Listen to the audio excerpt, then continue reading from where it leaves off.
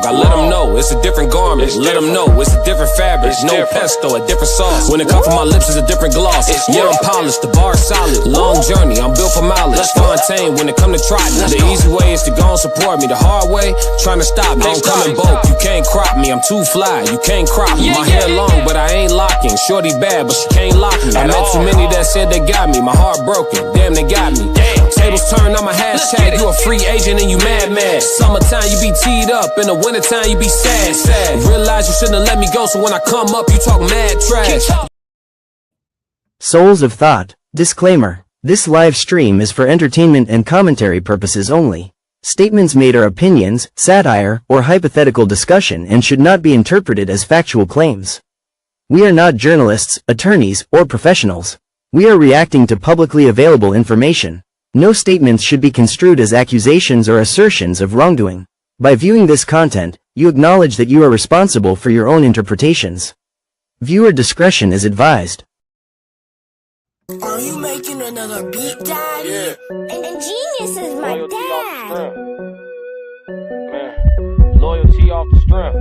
Squad with me off the strength. Let's go. If you with your people, let it be known.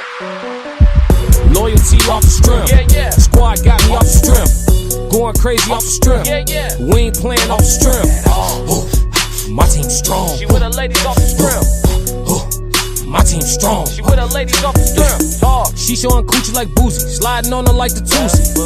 They saying beggars can't be choosy. I ain't begging, so I'm choosy. Way I'm seasoned, I'm a movie. In the bed, it's unruly. Getting high first, coolly. I'm a dog, no cue, she a cutie. I'm leaving my prints when I smack on her booty. I'm all in her space, she like the intrusion. Got a role play, she like the illusion. On the other side, it's a squad when I'm moving. Uber XL, whatever we doing. New clientele, business maneuvers. I'm cool with some lords and I'm cool with some hoovers. Come to the court, they call me a shooter. Come to the guns, I'm calling a shooter. Better call it a truce before I call a conclusion. I'm from the city where it ain't no snoozing. I'm from the city where it ain't no lacking. It was so fast, that's how it happened. Put a hit on your mind, I got hits on my mind. B-class could write a hit on the nap. I'm making a list, I got hits on my mind. Where I'm from, somebody dying if we cap. Loyalty off the strength. Squad got me off the strength. Going crazy off the strength. We ain't playing off the strength. My team strong. She with her ladies off the strength. My team strong. She with her ladies off the strength. I love my brother off the strength of that, but we was in the vacant lot, he grabbed the bat. We was in the vacant lot, I grabbed the ball, numbers looking wrong, so we had to haul. But we came back. You heard the story, West Adams Street. West Side babies cooking up. This Mike and Kobe if they hooking up. I think of Kobe when I'm looking up. I'm the one, never shooken up. They shooting. These bars make you look me up. I give it thought, you don't think enough. The way I float is like I got the touch. The way I gloat is like I'm narcissistic. The way I back it up, then it's diminished way I'm acting up. Women see me up, say I'm acting stuck. Dudes got me honest when they acting buck. Always quacking, you daffy duck. When it's cracking, mighty duck. Got the sticks, slap your puck. Think he better? Match him up. Hard shell, but you lack the guts. Late rounds, tag your gut. Walk you down, back you up. All I know is that I'm with the squad, and you better be with it. I'm making a push. Yeah, I've been trying to turn the corner for a minute. I feel like I'm at the intersection. I'm talking about, you gotta turn it on in the playoffs. Yeah. Came in without it, can't leave without it. Tired of being doubted, I'm trying to push. Wasn't getting no attention, worked so hard, they ain't had no choice but to look. 10 years in, still getting warm, built strong, you ain't have what it took. You know if you built for the ride or not. They said I wasn't enough, still hear their voices in my head saying that I wasn't good. Now I see them out, look them in their eyes, they looking back and everything understood. Nike Tech, white ones, all winter, black diamond watch, they know that I'm good. Classic. I'm about to push like a broom. Boy, it's a sweep like a broom. What's understood gotta be explained when you the smartest person in the room. To my squad, I'm Gary V. B-class, don't phone home to check in, but I inspire like E.T. Yeah, I want it bad as I can breathe.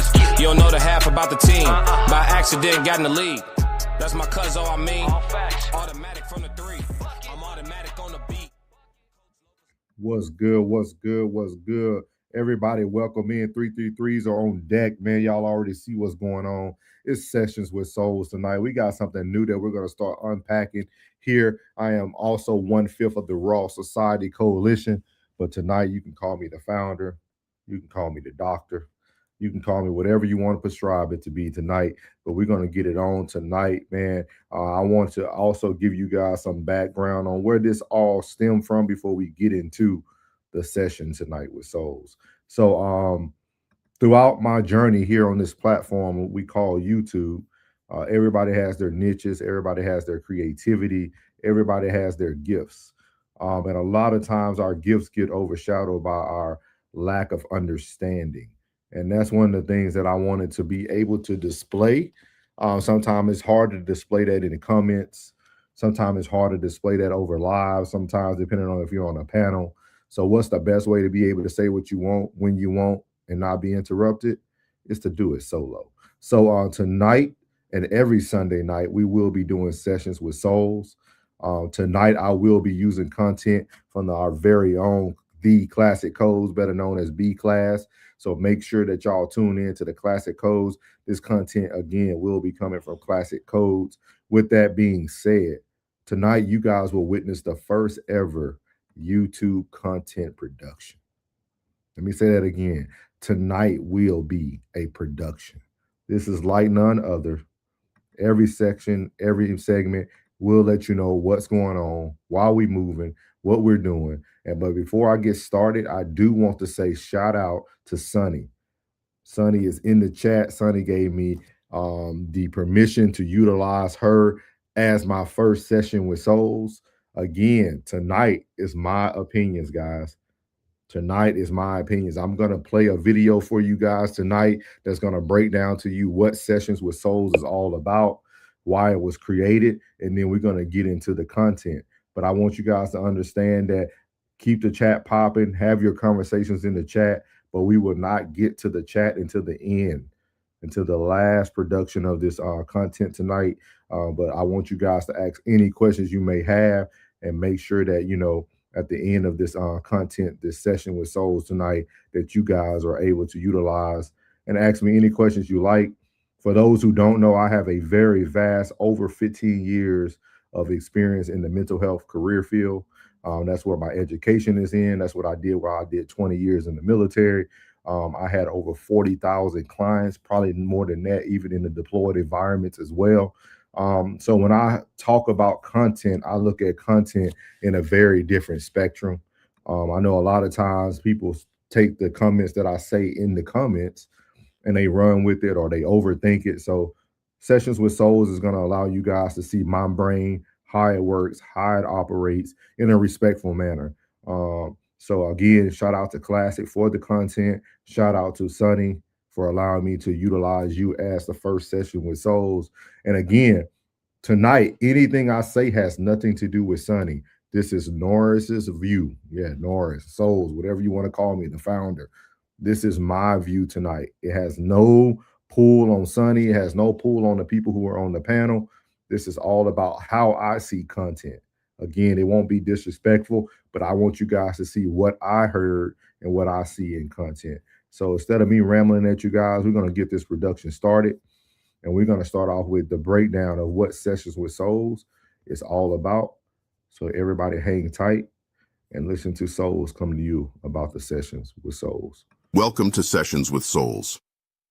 This is the space where we take content from emotional triage to critical diagnosis, where we slow things down, examine the symptoms, challenge the narratives, and unpack what's really being said and why it's being received the way it is.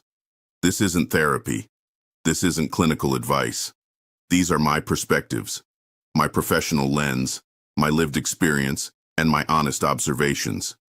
Here, we don't react. We assess. We interpret. We contextualize. Because content doesn't exist in isolation. It lives inside culture, emotion, bias, and intention. So settle in and rest in the peace of knowing. Content always has context. Let's begin the session. So our first session, you guys are going to hear the same content twice tonight. The first session is going to be what we call a triage. For those who don't know about the mental health world or the medical world in general, we're going to start off with a triage. A triage is a quick assessment. It's a quick surface level assessment to assess for risks, dangers, anything of that nature. Again, this is just a quick triage that we're going to go over first, but you are going to hear the content twice tonight, okay? So you're going to hear the first context, and it's going to be the triage, where I'll allow you guys and myself to listen. I will be taking notes as I'm listening to this content. I'm going to give you guys surface level answers to what you are hearing. And then after the triage, we'll talk about the next step. Hang on to your chairs, guys. This is Sessions with Souls. Triage isn't treatment, it's the gateway. Before we diagnose it, before we debate it, before we defend it, we triage it. At Sessions with Souls, triage is the moment we pause and ask, is this content harmful? Is it helpful? Or is it just noise dressed up as depth? We don't react, we assess. We don't absorb, we evaluate. We don't prescribe, we prioritize. Because not every viral moment deserves your mental space, and not every loud voice deserves clinical weight. Triage is where clarity begins. Welcome to the first stage of the breakdown. That is problematic. And I have sons, right? Mm-hmm. I think that is problematic. I think when young men do not see a male presence in a household, it creates a lot of conflict. And I speak from my own lived experience, right? Mm-hmm. It creates a lot of conflict in that young man because he is like, here is a woman heading a household that atypically goes to what I have been taught and told, but have not seen should be a man. So when I get to an age, right? When they get to that age, they smelling themselves and, they don't, y'all know what's happening. That between that 10, 12 on up into your early 20s, you just smelling, you don't know the wind blow. You know what I'm saying, Phil? Yeah, we get it. A lot of men do not, what I saw my own son, I'm speaking from my experience, right? As a mom, there was a lot of contradictions. He was like, this is hypocritical and oxymoron. You're telling me to be a man, but you're not a man. So how can you tell me to be a man? Exactly. It doesn't compute. So when he got to that age and he's now fighting within himself because he's like, my mom is telling me this is what a man looks like, what it should look like anyway, right? This is what I should be doing, these things, but you're a woman. And my son and I, we've had these very candid conversations, and we actually fell out for about a good year because he said, I felt like I had to fight for my position to be a man because you wouldn't let me be that. And I was like, I didn't see it that way, right? I gave him enough rope. I let him have his actions and consequences. I thought I was not a helicopter parent by any stretch of the imagination, but it didn't matter what I did. It's how he felt. It's what he saw, what he experienced, and what he had to deal with. So when I say to you, I understand that sentiment when they say women are in a lot of ways, especially in a single parent household that's headed by women, you are really chumping your sons in a lot of different ways because a lot of these women, especially when they have a disdain for men, they are going to raise their sons to be the man that they quote unquote want, right? And I say want, not need, want, right? So they're gonna say, oh, well, you should do this and you should do that, and blah, blah, blah, blah, blah, right? They spew that into them and then turn around and talk shit about his daddy. I'm gonna speak candidly, so I'm gonna cuss a little bit now. Mm-hmm. You talk shit about the boy's dad, then tell him how to be the man that you allege his father wasn't, but yet you couldn't keep his father, but now you're gonna tell him how to be the man that another woman wants? Doesn't make any sense. Oh, y'all tell me, does that make any sense? It doesn't. And that's the reason why I don't coach anymore. I used to coach football and I would deal with a lot of kids that scene. I feel that. Okay. So when if there is something, we tell it. Like, what are we doing? But it's not a certain dominance. If you said, listen, it's about an understanding. You remember when 2K said it's the thought that something will happen. It's being understood, right? A man has to set his dominance at the beginning. And I have to say it like that because women don't understand it any other way. You understand it. You may not think it. You understand it, right? You said you respect your husband. These women out here do not respect men and their position as leaders. They don't. And I'm just going to speak this way from what I've seen, right? In this spectrum and in this dating field as of now, right? Women do not respect men as leaders anymore. They don't. So now men have to be they have to exert themselves in a way that comes off as dominant. And when I say you have to stop giving the option and make the statement, listen, I tell people I state things, I don't question them, right? I don't ask questions, I'm stating the thing because this is what you shall do, not what you want to do, right? And that's what I think men need to establish at the beginning. And it doesn't have to come up as dominance, establishing dominance or teabagging, or y'all think that this thing of submissiveness, all of a sudden you ain't gonna be able to do nothing, and oh my God, as a woman. And I think women need to understand what interdependence is, right? it's not I don't need my man, right? But I need him, right? I don't need him there for every little thing, but I need him for the things that I need him for, right? Does that make sense? I just want to make sure I'm tracking. It's not wants and needs, right? I need him, but I need him, right? I need him for certain things. I don't need him for everything, right? So my man needs to understand that if he has to go to work 5,000 miles away from where I am, that I am not going to not be able to function with him not being there. He needs to understand that I can handle that. This is called interdependence. I can function with him here. I can function with him out here, right?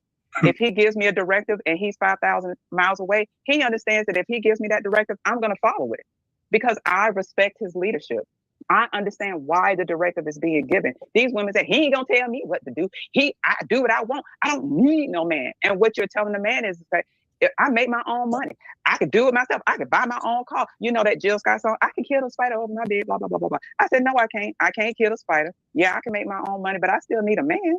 Because if you take all of those things away from a man, you say, I don't need him. I don't need him to pay my bills. I don't need him to do this. I don't need him to do that. And then when he just use you as a bust down, you want to get mad and say he toxic and he ain't shit and he a dog. But you told him you ain't need him from nothing but some dick. Pardon my French, but that's what you told him. I'm sorry I'm going off on a tangent, but I'm going to round it back. I digress. I apologize. I'm going to bring this back. Men need to establish they are the leader up front. You don't get to tell me where to spend my money. I spend my money where I think being fit. So if I take you to McDonald's, get the broken Sheen McFlurry and be quiet. And if you don't want that, it was a pleasure meeting you. I will move on to the next one who will. Because I assure you, it is a woman out there who will sit with this man at a sticky table at McDonald's versus pay $500 for some mediocre puss at the end of a date. Am I wrong? What's Mark? So what's going on? Filet mignon is, let's say, to help someone that I thought you were like, I don't know what a corn nugget is, and I just want to try it. Okay, corn nuggets are not the main dish. The filet mignon is. So when you meet a woman, your qualifier should be set up off of, is she filet mignon or is she $8.59? Hey, big head, what you doing? That's how you. They all, hey, big head, what you doing? But if you look at tell you, I'm not. But what I'm saying to you is that filet mignon will get invested into, right? Because filet mignon shows qualities of being someone there for the long term. And you can qualify her by a big button and smile. BBD been telling me for 30 years now to trust a big button and smile. Y'all keep running out here after me. Mm-hmm. So when I told my sons, the one you ain't serious about, 759 Dusk, the girl you call that Dusk is your back scratcher. You got an itch that need to be scratched. She is nothing else. I don't need to know her name. I don't want to know her name. Right. Listen, we had very candid conversations. There were conversations with thing 1, thing 2, thing 3, thing 4. Those are the corn nuggets. Those are the back scratchers. Those are the ones you don't tell me her name because they are irrelevant, right? Because the investment into them is only to scratch your back. The filet mignon is the one you do spend the time with. She gets the flowers. She gets Valentine's. She gets all of that stuff, right? Because I'm trying to tell you, I'd rather have a ribeye than the filet mignon is all I'm saying. Well, whatever kind of beat you choose. I'm just saying to you. I get the reference of the cut. But I'm just saying, ask your sons this question: if they ever got hurt by a woman, of course they have. Exactly. So your advice basically is going to be looked at differently once we get hurt. Once a man gets hurt, it's like you were saying. Once we put our finger in an electrical socket, we ain't gonna do it again. Right. And don't get me wrong. So I'm not saying what you're saying is wrong. I'm just saying we're gonna listen out of respect for my mother. I'll listen to you. Okay, Mom. Sure. Yep. Mm-hmm. And then go about my business. And I'm not going to take. You know what I always tell my son, and I tell anybody. Trust but verify. I'm listening to you. I think what you're saying in theory is right. I'm just saying when a man deals with a woman, he ain't typically, most men, not all. As you get older, you start to get wiser. Classic's a little bit different because he has stronger convictions. But some of us men are weak to the flesh. Some of us don't have that ability. And you get some gush and that girl's telling you what it is. Amen. Does that make sense? But why, as a woman, would you waste your time knowing that? Who's saying if I'm getting paid for it, I'm fed and I'm paid for it. Why am I going to waste my time? I'm speaking as a contrarian right now. If I'm getting my belly full and my pockets with a little coin in it, how am I wasting my time? I'm asking you as a man. Well, you're actually wasting his time and you're wasting his resources. I'm not wasting his resources. Not for her, for him, right? Because he has to live with that. He has to make sure that she fits within and that she is not going to come in and derail his purpose, right? And I led with that. You have to have a purpose. So when I advised my sons, it wasn't on telling them the type of man their father wasn't. It wasn't on telling them that they should go out and just appease to a woman and her wants. It wasn't that. I absolutely told them, you need to understand what it is you need versus what you want. You want a cookie, you don't need it, right? But this you is need water. So right. that was a very different conversation than I think most mothers would have with their sons. And I gave them the ugly of women. So there's that. So this topic actually came up on It Is What It Is, with don't really do that. Oh. Don't mind me, I'm eating. I'm sorry. I'm eating with my mouth full. Oh man. You know, Yeah, Can I say this really quick about the parenting aspect? I'm point. And so if I always say, we are, to Kira's point, I may not have been taught a thing. Like my mother didn't say, do this, do this, do this. But when I got into a relationship, the only way I understood conflict resolution was by cussing somebody out and fighting. Right? So when I am in this relationship, and mind you, when my father was gone, I then become the subject of my mother's, right? Because the primary abuser is now gone. This is 20 years of her life. So who do you think gets subjected to the abuse now? Right? So now we have a different dynamic. So now she's become the abuser, I'm the abusee. And now I get out into this world. Now, mind you, my mother taught me to cook, clean. We gonna get up on a Saturday, we cut grass, we do all that. These things I was directly taught, but indirectly, right? I was also taught, I don't need no man. Screw him. Let him deal with all his stuff and all his things on his own. My mother abandoned my father in his alcoholism, right? There's a lot of things I had to learn after the fact. But one of those big things I did learn is that my mother abandoned him in his alcoholism. What I saw and thought was this horrible abuse was actually my father's only way of knowing how to communicate his feelings, right? I can't say it because she ain't listening to me. So, so I'm a shaker. All right. So when I got out into the world, I have now been subjected to this. I didn't necessarily pull an abusive man, but I became the abuser in a sense. And that's why I asked Sneaker P, the traumas that your mother went through when she was in that state, right? In foster care, having to survive, having to do that.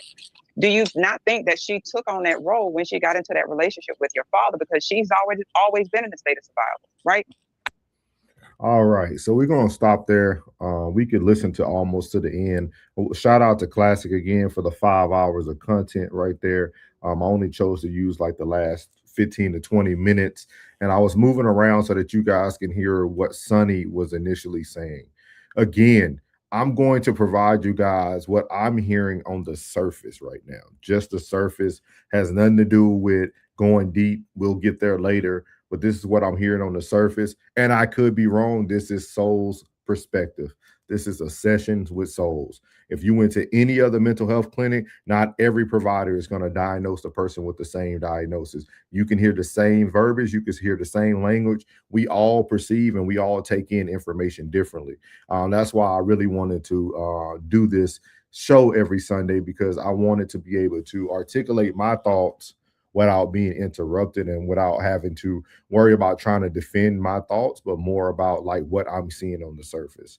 So when I initially listened to Sonny, and I took notes, guys, so it's a lot here, right? So I took notes, and this is just surface level listening, right? She gave us a breakdown of kind of like a biopsychosocial. We know she grew up initially in a 2-parent home. There was some trauma in the home. Also, she's a single mother. She raised sons. They didn't really have a male presence at the time. She kind of took on that role. Some of the key things that stood out was some of the things that she was saying, that, she understood that she wasn't a man, but as a mom, she was still giving advice to her sons. Like, she was still providing guidance. The next thing too that kind of went into, after she went through her breakdown, she talked about the fallout that her and her son had due to him not feeling a certain way, him not receiving what he thought he should receive. in a mother-son relationship. That's what I'm going to call it initially. And then going on to there is she started to talk about, with it comes to like needs and wants. She broke that down from her perspective as well. Then when you keep going throughout the content, if you don't know Sunny, you would have thought Sunny was a very overly aggressive female, right? She said things about like setting a man setting his dominance. She talked about women in today's dating world not respecting men, control, aggressive, straightforward, men making all decisions, just making the decisions, showing that he can lead. Again, she went into a need but not a need.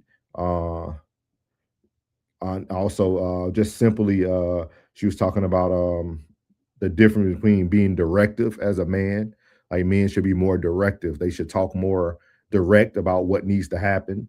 She gave some examples there as well, like going to restaurants, things of that nature, how there's a woman out there who would, if you take her to a sticky table at a restaurant, she'll sit down and eat with that man. And there's some women who won't.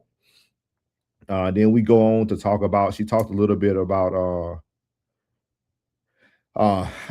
how do you teach leadership is one of the things that stood out to me, which I'll break down deeper in the next section of this video tonight. Is some of the things that she was saying. I wanted to ask questions. Like if you notice in Classics chat, I was even asking Sunny, like, where did the shift happen? I asked Kiera the same question as well. And then I also asked Sunny, could I use this content for my new show? Like I already knew that this was what I wanted to use when I got into this Sessions with Souls. Then it goes on to I started having some basic questions as I was listening to her. Why did you allow your sons to have more than one female? How does a mom and son fall out for a year? How does that look? And how can you be a teacher without ever learning? Those were some of the big things that stood out. And then one of the big things that you're going to see me really talk about when we move into the next section is actually going to be her father being an abuser and being an addict, right? Because again, these are my opinions. It's not her opinions. These are my opinions, my thoughts. I don't know anything other than the content that I'm reviewing here. But I'm going to talk to you guys about some things that might not always be seen because we're not looking deep. We're just listening to surface level. We're just kind of having conversations on the platform. But her father being an addict and an abuser can play a major role in a lot of things. And so I want you guys to really think about that as we come back, because we are going to replay that content. Okay. We're going to replay that content once we come back. But this is just a triage, right? This was just a quick on the surface. So if I had to judge Sunny on the surface, this is me not knowing her, not knowing anything, first time listening, I would have looked at Sunny as a woman who seems to have all the answers, but no guidance. That's how I would have initially looked at it. Again, this is no judgment. This is just me on the surface. If I wanted to put some clickbait in the comments, I would have said this is a very aggressive African-American female who didn't have relationships that worked out. And then she had to then take on the leadership of a home. And from that point on, as she became the leader, she established what she felt dominance looked like to be able to raise her children. That's my synopsis. That's how I would have looked at it from the surface level. So again, you guys are welcome to chat in the chat, but that's my surface level of what I heard. Again, this is just me quickly going over it, listening to it, and that's what we would call a triage. But now we're going to move into the intake, right? So the intake is going to be a more in-depth session, and the Soul Session with Souls is going to explain to you guys a little bit more about the intake. The intake, Sessions with Souls Triage asks, is this urgent? Intake asks, what's really going on here? The intake is where we slow the moment down and gather the full story. Not the headline, not the clip, not the viral reaction, the full context. I'm lucky to be alive. Yeah, my mama had me rated for a 30. Fight for my position to be a man because you wouldn't let me be that. And I was like, She raised me to be the nigga she wants, but have not seen should be a man. So when I get to an age, right, when they get to that age, they smelling themselves and they don't, y'all know what's happening, that between that 10, 12 on up into your early 20s, you just smell, you don't know the wind blow, you know what I'm saying, Phil. Yeah, we get it. A lot of men do not, what I saw my own son, I'm speaking from my experience, right? As a mom, there was a lot of contradictions. He was like, this is hypocritical and oxymoron. Is you telling me to be a man, but you're not a man. So how can you tell me to be a man? Exactly. It doesn't compute. So when he got to that age and he's now fighting within himself, because he's like, my mom is telling me this is what a man looks like, what it should look like anyway, right? This is what I should be doing, these things, but you're a woman. And my son and I, we've had these very candid conversations, and we actually fell out for about a good year because he said, I felt like I had to fight for my position to be a man because you wouldn't let me be that. And I was like, I didn't see it that way, right? I gave him enough rope. I let him have his actions and consequences. I thought I was not a helicopter parent by any stretch of the imagination, but it didn't matter what I did. It's how he felt. It's what he saw, what he experienced, and what he had to deal with. So when I say to you, I understand that sentiment when they say women are in a lot of ways, especially in a single parent household that's headed by women, you are really chumping your sons in a lot of different ways, because a lot of these women, especially when they have a disdain for men, they are going to raise their sons to be the man that they quote unquote want, right? And I say want, not need, want, right? So they're gonna say, oh, well, you should do this and you should do that, and blah, blah, blah, blah, blah, right? They spew that into them and then turn around and talk shit about his daddy. I'm gonna speak candidly, so I'm gonna cuss a little bit now. You talk shit about the boy's dad, then tell him how to be the man that you allege his father wasn't, but yet you couldn't keep his father, but now you're gonna tell him how to be the man that another woman wants? Doesn't make any sense. Oh, y'all tell me, does that make any sense? It doesn't. And that's the reason why I don't coach anymore. I used to go to do anything, right? She ain't paying for it. And if she gonna pay for it, let her make all the decisions in the world. But when you're paying for it, you tell her where you're going. And I'm not saying that to be, look, ladies in the chat, don't come for me. I'm saying that because a woman is going to respect your leadership if you state things to her and not give her the options. Because once you give a woman the keys to the car, she is not going to give them back. She's just not. I'm telling you, as a woman. I have to respectfully disagree. I have to disagree. That's fine. I have to disagree. I get what you're saying. Speak this way from what I've seen, right, in this spectrum and in this dating field as of now, right? Women do not respect men as leaders anymore. They don't.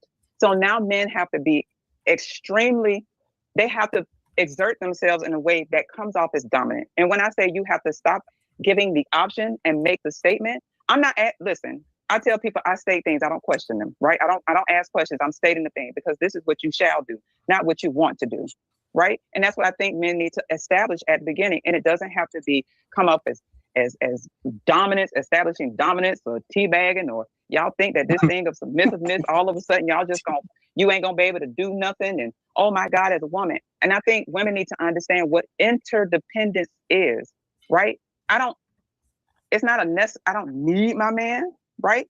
But I need him, right? I don't need him there for every little thing, but I need him for the things that I need him for, right? Does that make sense? So we're gonna stop here first, right? So now that we're in the intake section, right, it gets a little bit more prevalent of the things that she's saying, right? So a lot of the words, a lot of the tonality that you're hearing, a lot of things that are starting to occur, it starts to make sense, right? And again, this is my perception. This is the way I perceive the information that I'm receiving. And I don't know who she was mentioning at the beginning when she talked about like women bashing the father. So I don't have all the details. So I'm not going to assume on those points. I'm going to assume that she was always positive about her children's fathers. And then they got nothing but positivity from her on that end.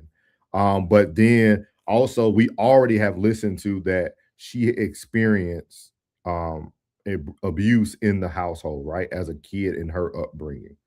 So the first question I would have asked, or the first thing I would have posed, is I wanted to know, where did the shift start, right?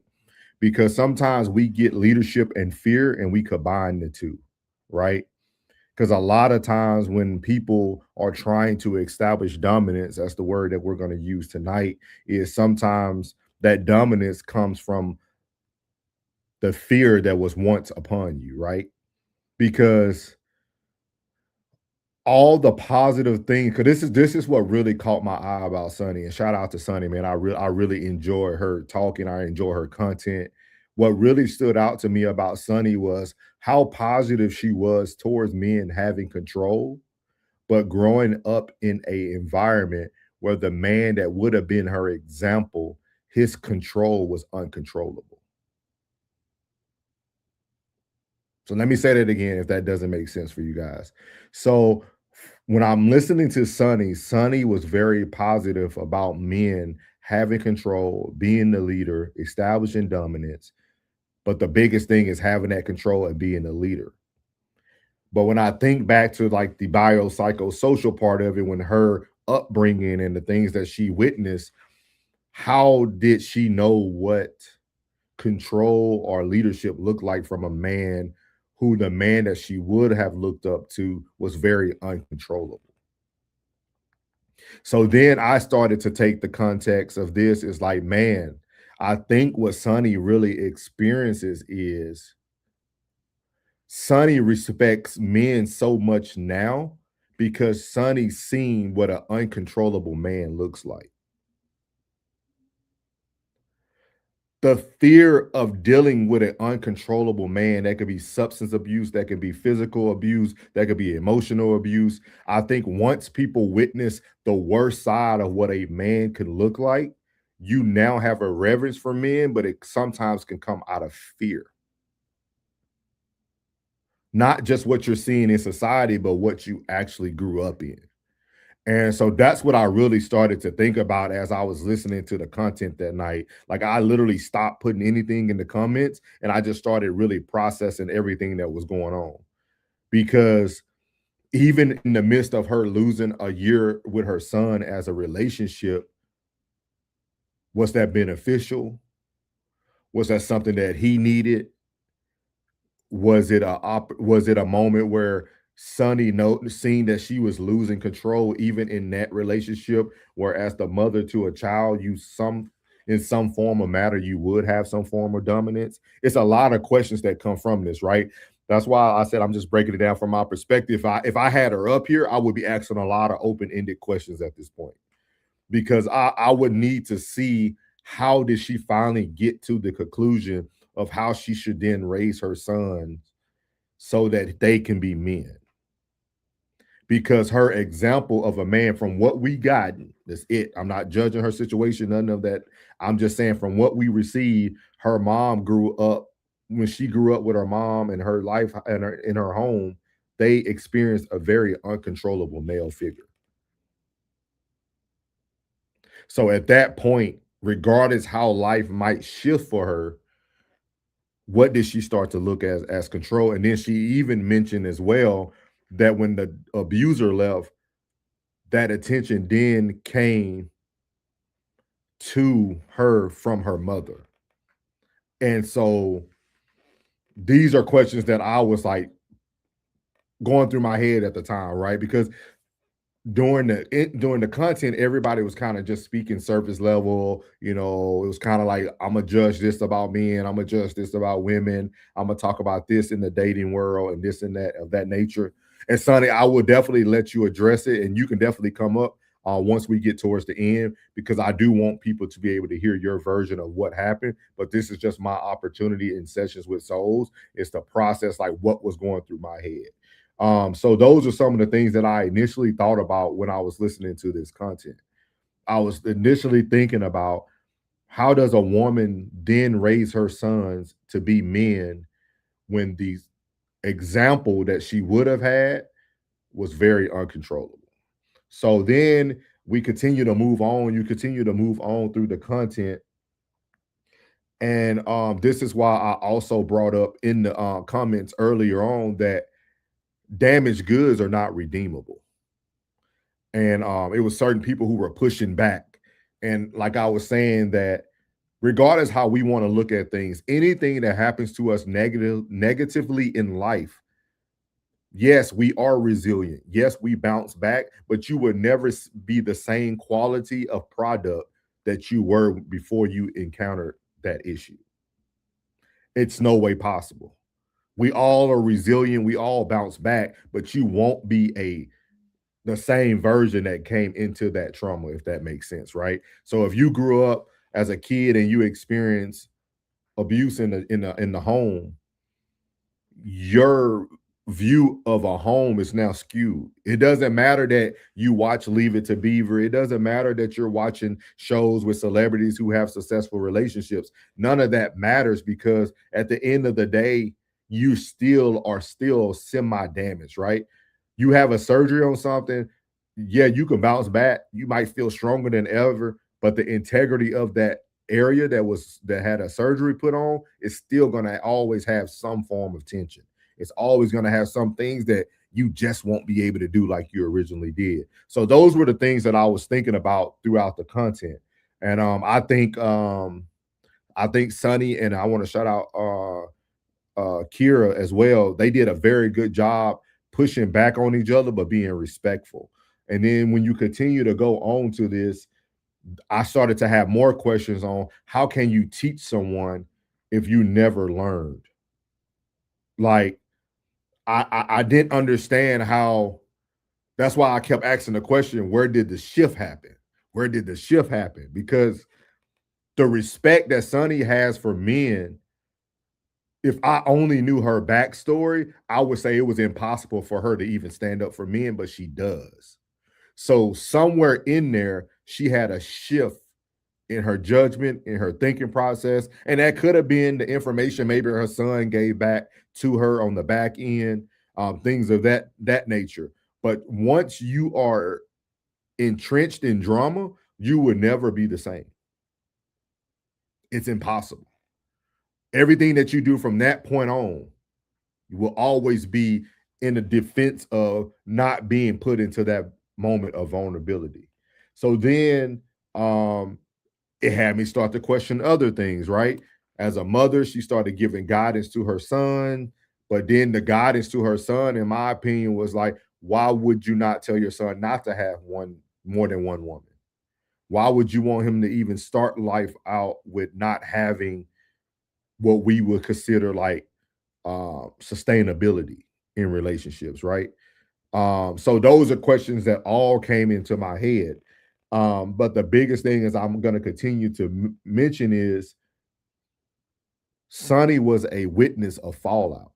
She was a witness in fallout as a child with the mother and father, and then she was a witness of her own fallout with her son and herself.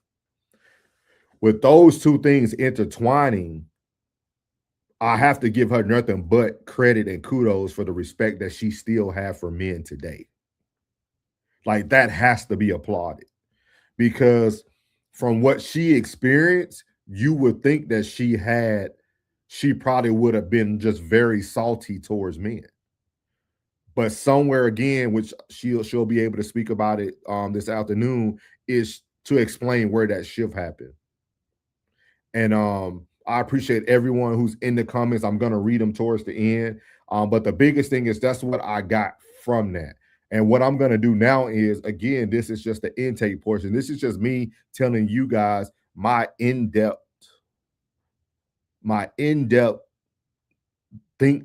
process or the way that I was like thinking about it. Like, if I was on that panel with Classic that night, everybody else probably would have left, because I would have had so many open-ended questions for Sonny, because I have to get to the root of how did she get from where she was to where she is today, because it's very commendable.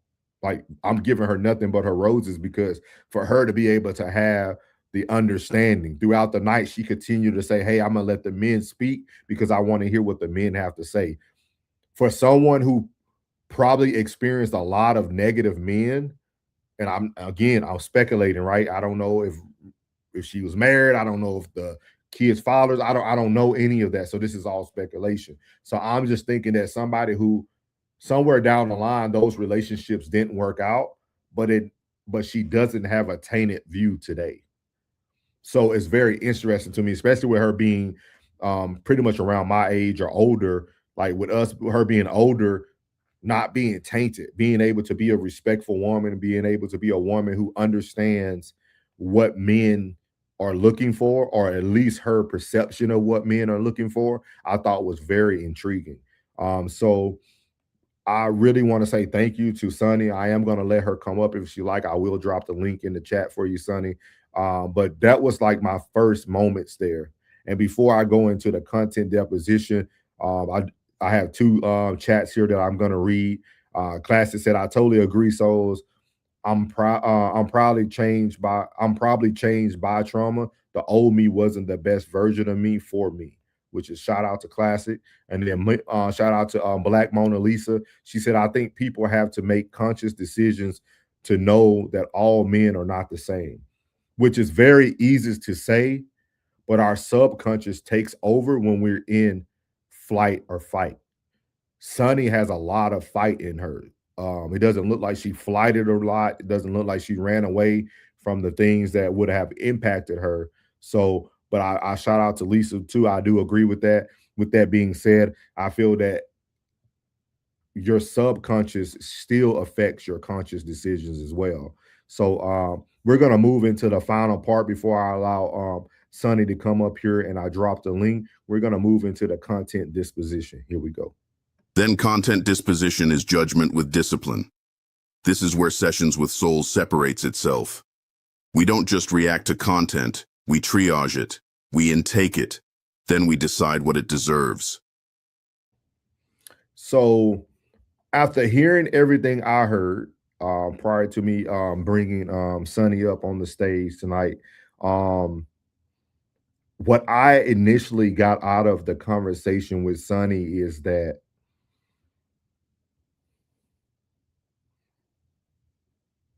how do I want to break this down for y'all? Because it was very insightful, very, very insightful. And I'm going to probably be doing a few takes from this 5-hour interview. There's a bunch of people in here who expressed a lot of things with their upbringing and the things that they experienced. So I am going to probably review more people. But if I had to break down this session with Sunny, and I'll be able to do it probably a little bit more in depth at when she comes up, is first of all, was there ever good moments with her father? Somewhere along the line, either her father was once an amazing guy, or somewhere even in the midst of the trauma that her mother provided, either her mother provided a male figure who was able to show them what it looks like, or Sunny seeked out male figures who looked like what she wanted them to look like, for her to still have the respect that she has for men today, like the reverence that she has, like the respect she has. I'm telling you guys, you won't see that, like that respect level that she had to allow men to speak, to allow people to land, to not just push back to only hear her own opinion, but to hear others' opinion. That says a lot about her. Because that is not something that's very easy.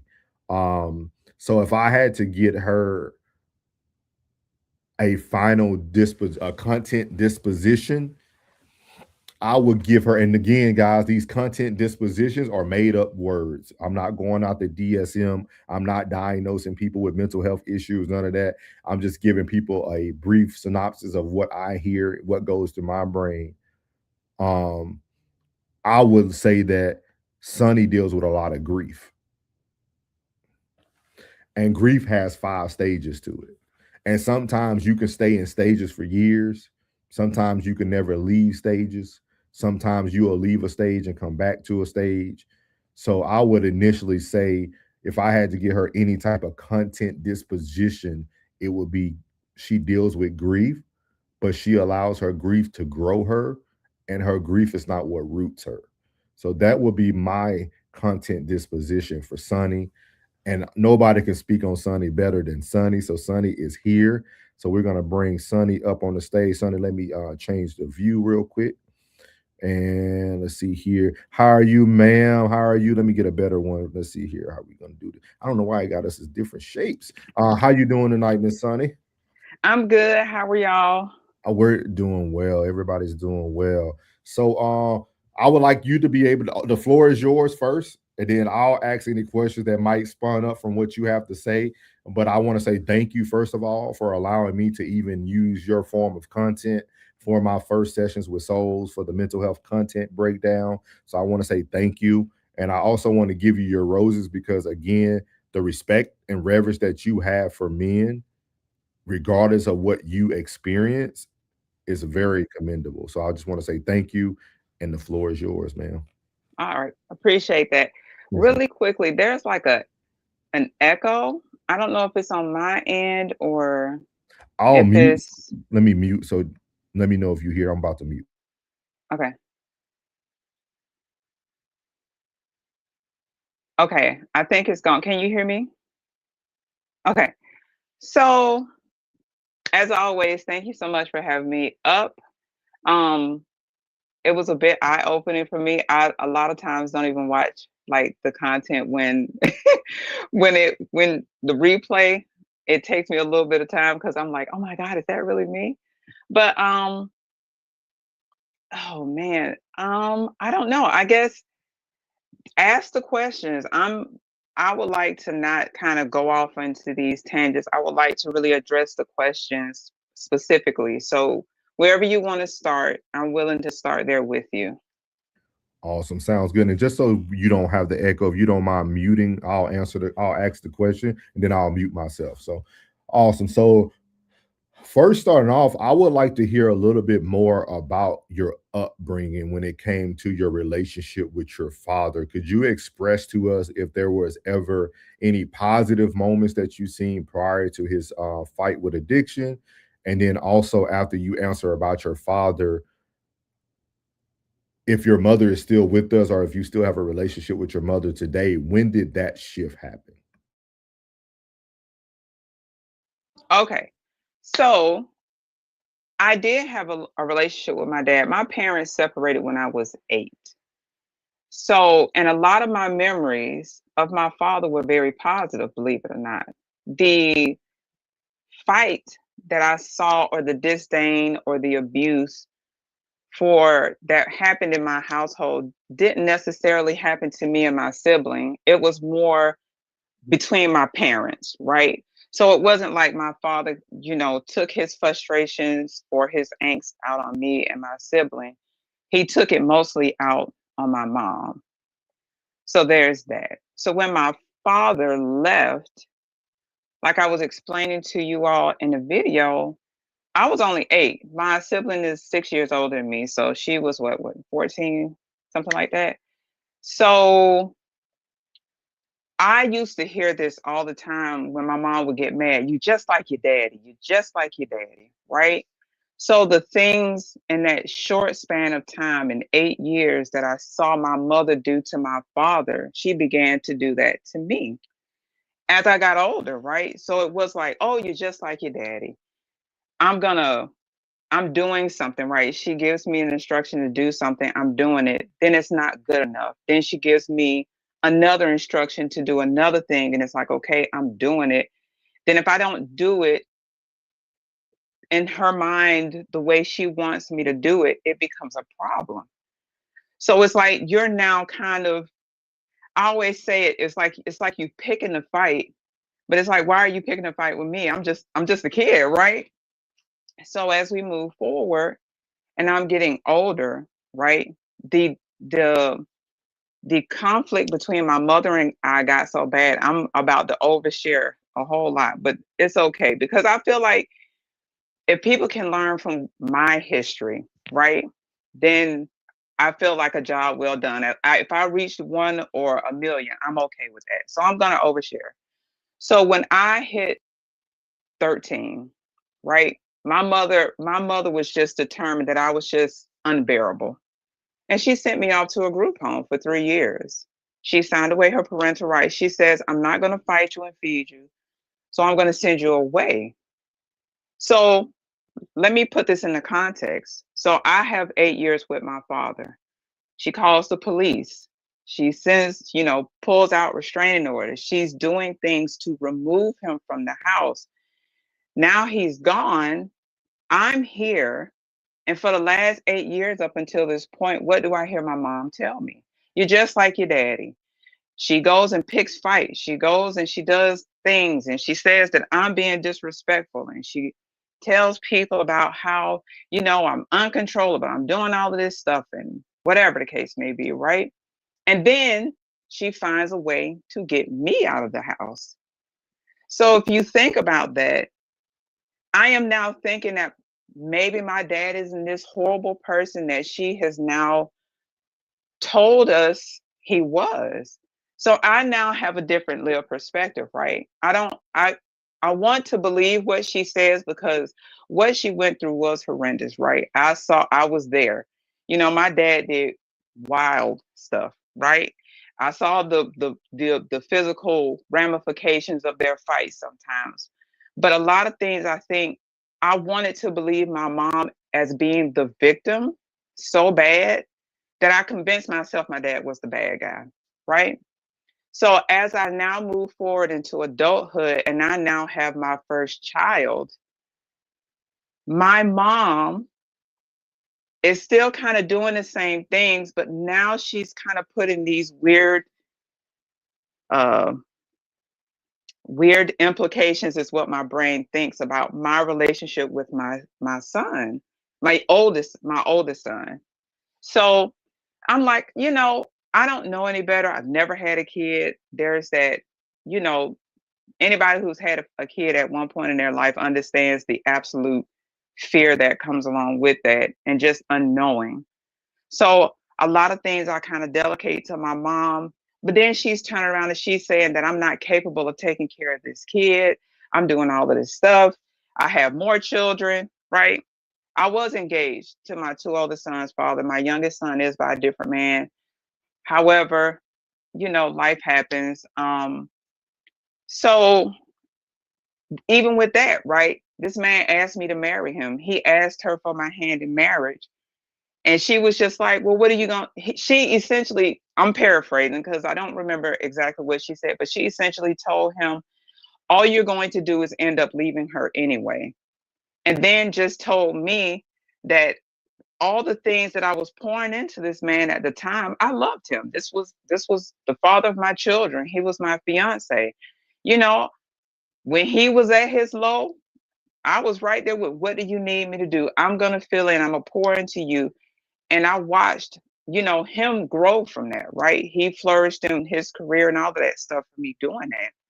However, my mother took it as a thing that I'm pouring into a man who will never love me and who will leave me eventually. And that's essentially what happened, right? So move forward to, we finally get out of, I'm from Georgia, born and bred in Georgia. We finally get out of Georgia and we end up moving to Florida. And I was getting ready to start school. And one of the things that the lady I was talking to, who had suggested to me before I started school, she was like, I think a part of your schooling, you should go back. You should probably get therapy. And I was like, what? So I ended up going to therapy. So I ended up being in therapy for 6 years. And well, let me back up a little bit. I want to say I was not the greatest mother. I didn't have the greatest relationship with my son's father, either one of them, right? But my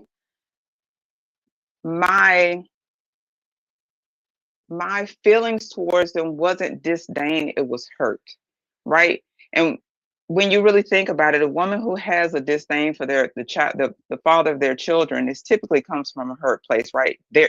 They're not with me anymore. They should have been with me. I was the one. I'm the first baby mama. Like, that's a badge of honor. But anyway,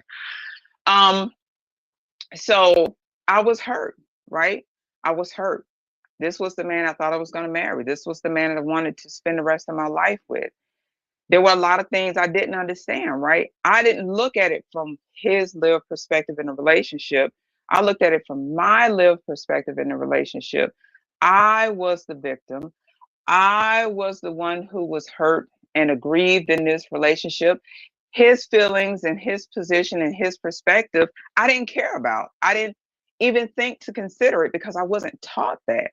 So when you think about that, as we're moving forward in life, you don't think that you're doing anything wrong, which is why even on the Queen's Code, I said society had conditioned me, along with my mother, that women were always right. My feelings were valid, not his.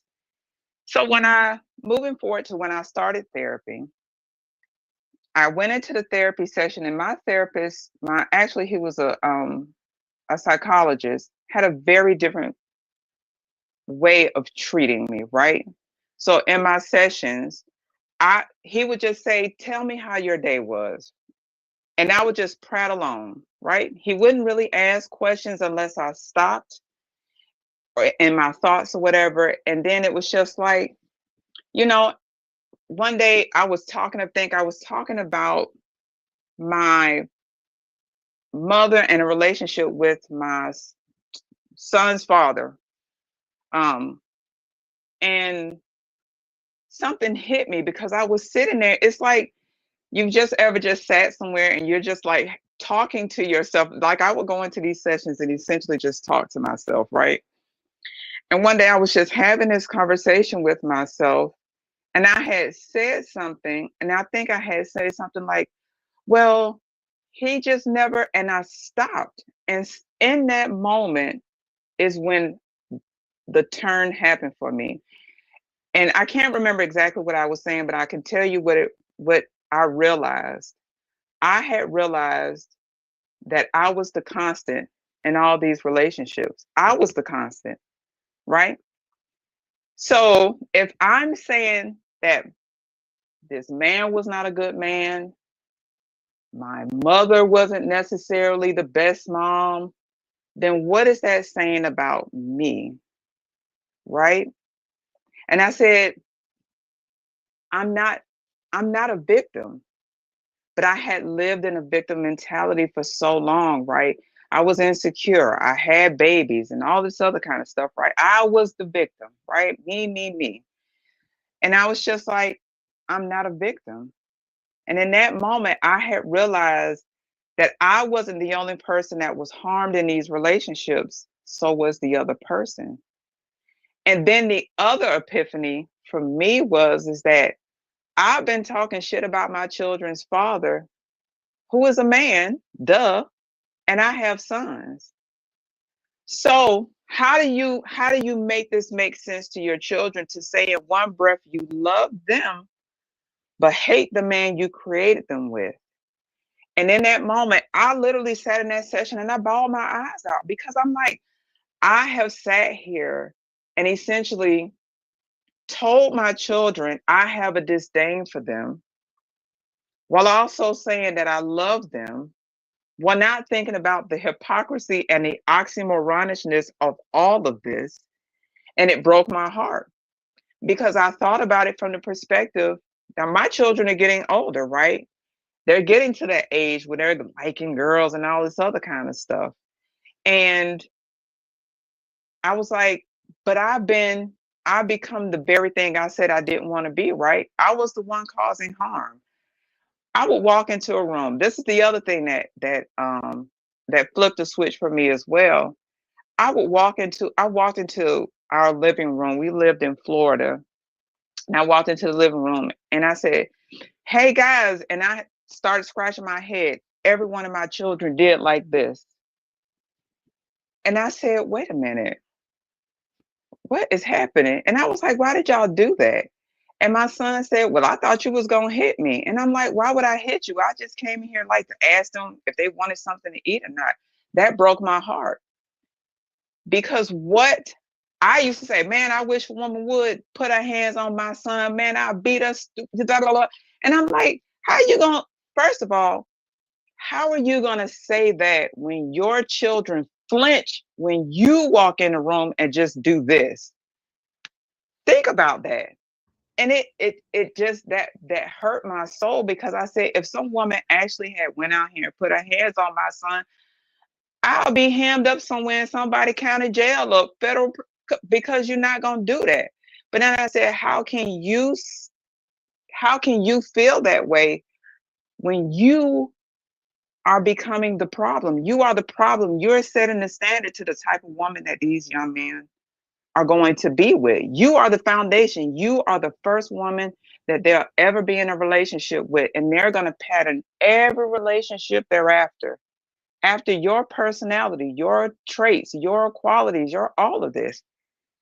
And those are kind of the turning points and moments in my life that got me to look at things differently.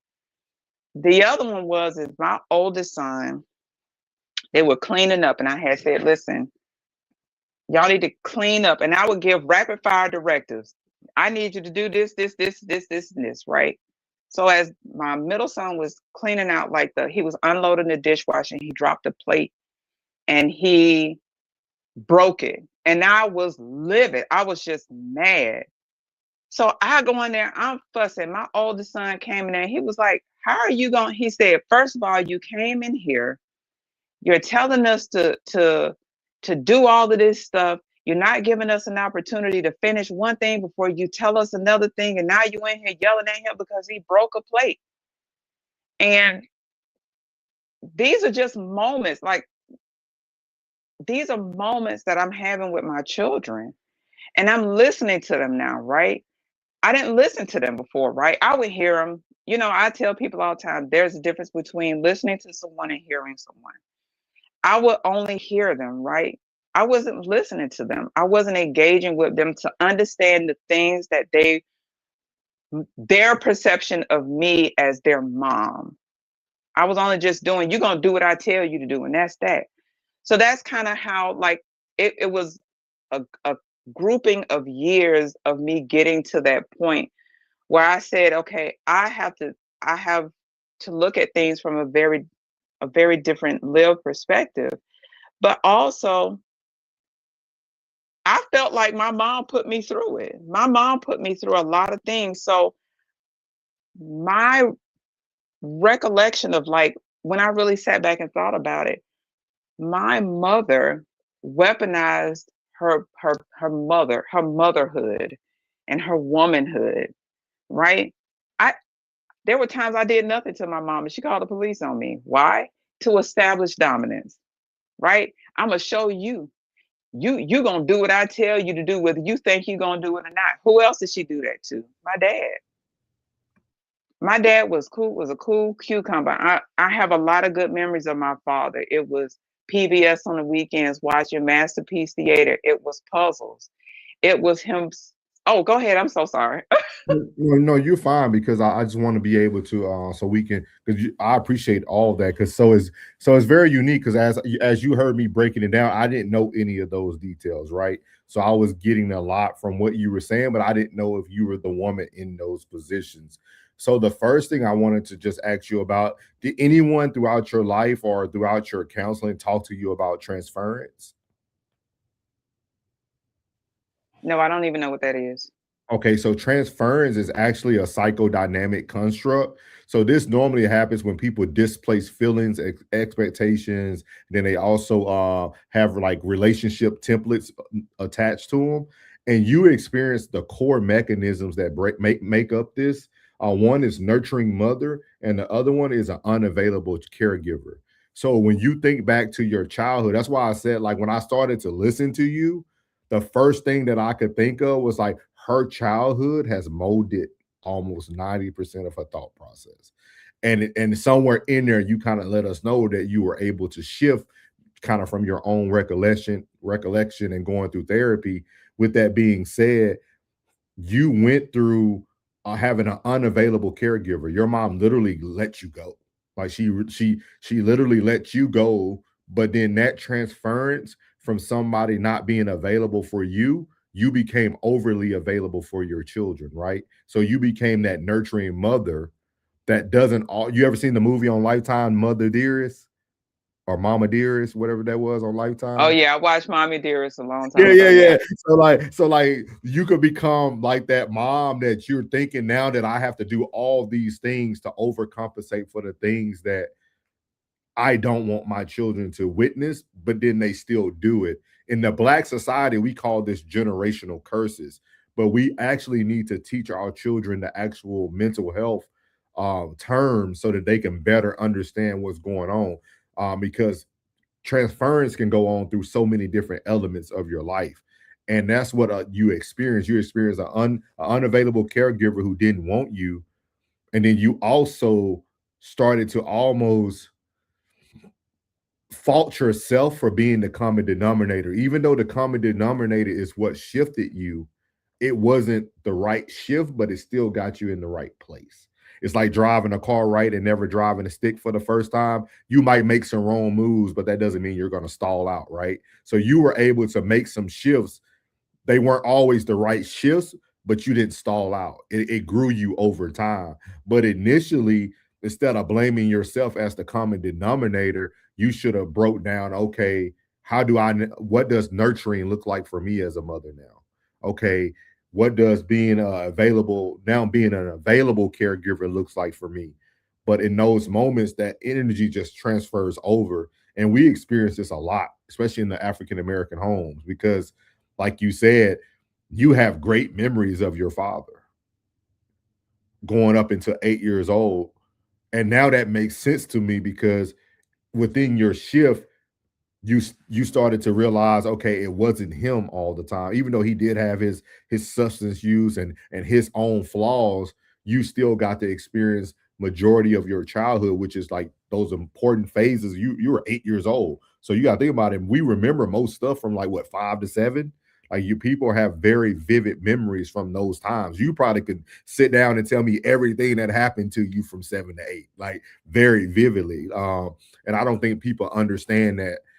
So I just want to say again, when you start to think about life, I think it's awesome where you are currently, because I'm telling you, I'm interested to hear, continue to hear, like, how did you make this shift? Because you made a shift with a lot of transference going through you and a lot of negative things coming towards your way. And you even said, what was funny, what you just said, you said your mother tried to establish dominance, but you also told us on the live that men should establish dominance. So what does so now I want to ask you, what does dominance from a man when he's leading appropriately look like? Because I want you to be able to articulate what you're saying, because people might hear it a certain way, but you probably have a different way that you articulate it. So what does dominance look like in a man who is leading properly? Okay, so when I say dominance is one of those, it's semantics, right? Okay, I'm just going to explain it this way. For me, when I say a man should leadership, to me is a form of dominance, right? It is not egregious. I must say that.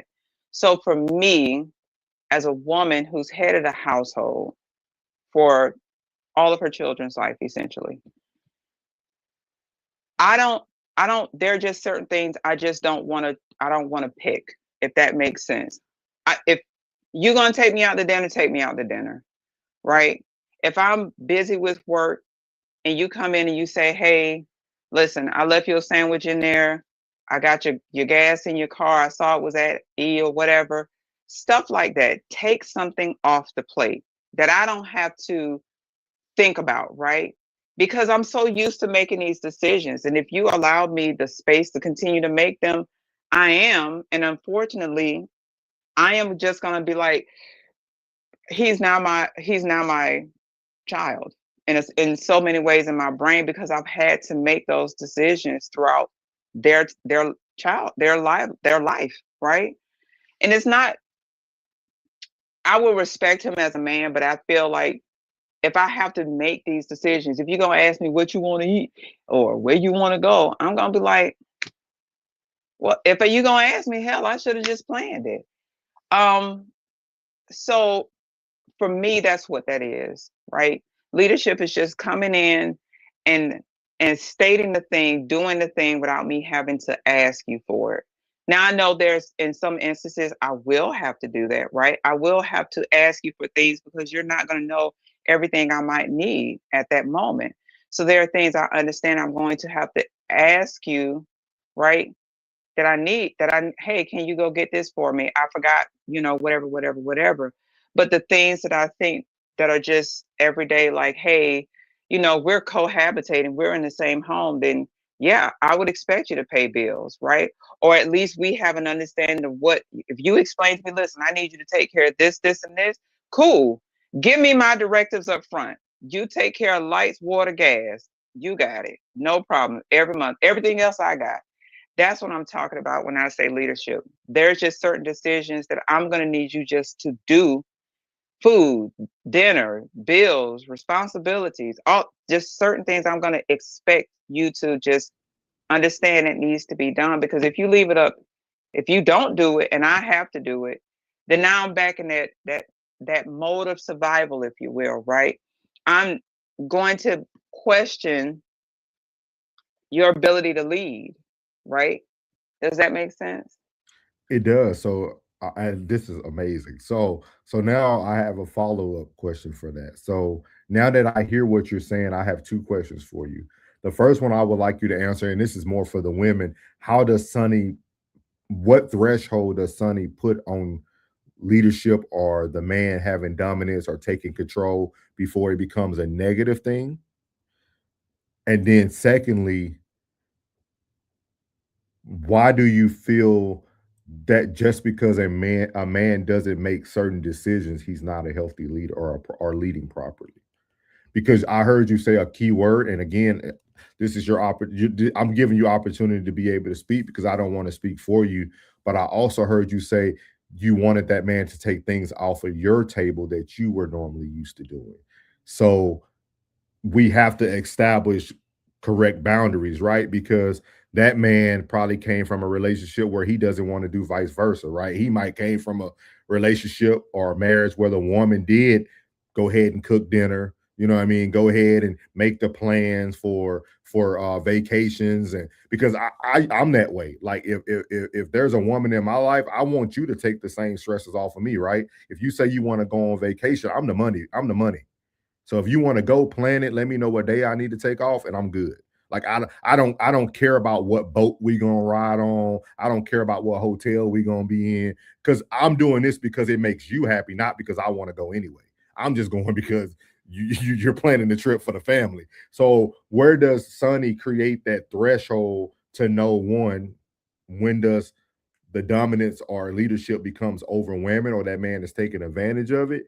And two, is there a way for a man to not take things off of your plate, but also you can see him as a leader? Okay. So for me, I think everything is about a conversation, right? I understand that we're gonna have to have this conversation, and I'm going to kind of like, I don't want to say feel it out, but I am going to be observant enough to see, okay, where does he need me to fit and where I need him to fit, right? And if he's like, listen, like you're saying, if he's like, listen, I, I don't do vacation, I don't want to do none of that. Tell me where we going, pick the flight, get all that. That's not a problem to me, right? For me, exactly, Black Mona, communication. For me, when it becomes too much is when, okay, so You when don't does have leadership? you don't have to pick I'm not gonna pick apart everything you say. So you can just No, no, say, no. I'm really trying to think about this because, to be honest with you, I never really thought about it. But now that I have to think about it. Like, it's like, okay, let me think about this. I think for me, when the dominance feels like you're now threatened, or I feel like you have now, it's more of it then becomes that negative dominance. And it's like I'm intimidated by you, by something you did or something you said. And instead of me just expressing my frustration with what you said or did, you are now like I'm gonna show you. So I think that's where it kind of, for me, and that may not even be in the right context, but I think that's where it becomes problematic for me, right? Like in your leadership, you feel as though I have to accept everything you say without question, right? Like if I just say, hey, well, can you just kind of explain that for me? And it's like, you don't get to question me. And it's like, well, wait a minute. We have a problem, right? So that's where I kind of draw the line, and where I feel like it skates on a very thin line of, you're now getting over into a negative side of, leadership or dominance. Okay. So in your words, do you really want leadership or do you want a partnership?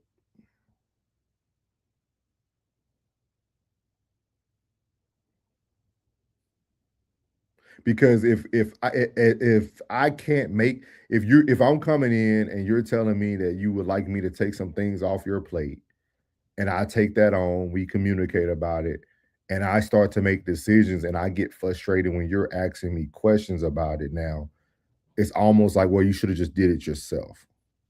So do you want more of a partnership where the man kind of has the final say ultimately, or are you really looking for leadership? Because we all know leadership, there's so many different forms of leadership, right? So like, you can look at leadership as a steward leadership. You can look at it as a very like dominant leadership, like a servant leadership. Like there's so many different forms of leadership. So depending on the man, you almost would have to communicate that in a like almost overly communicate it. And Lisa said, why can't there be leadership within partnership? I think that kind of contradicts itself though. You think so? Because I was about to say both. A part of me wants him to there are things that I just need him to do, right? And then there are things that I feel like we will, but I think I don't want to say it's the same, but I think that there's similarities that cross over. Like there's just certain things, like I said, if we have a conversation, right? And we're talking about how to manage this household, right? He takes care of, let's say he says, I'll take care of all the bills, and you just take care of maintaining the house itself, right? Making the house into a home. I got it, right? If he's saying, okay, I'm going to go off and make a decision, and he's asking me about it, or I say, hey, well, what about, and I say, well, if I question, like, not necessarily to question the decision he's making, but I just question the why. I just want to understand the why. I don't, it's just for me to get a better understanding, right? So that I can understand what I may need to do in that particular situation, not to necessarily question his leadership and the decision, the choice he's going to make. Just where do I fit? What do you need me to do to make this thing happen, if you will? So I actually looked this up because I think these type of conversations go very well when we actually are able to like get the verbiage that goes with it. So the core orientation of partnership versus leadership.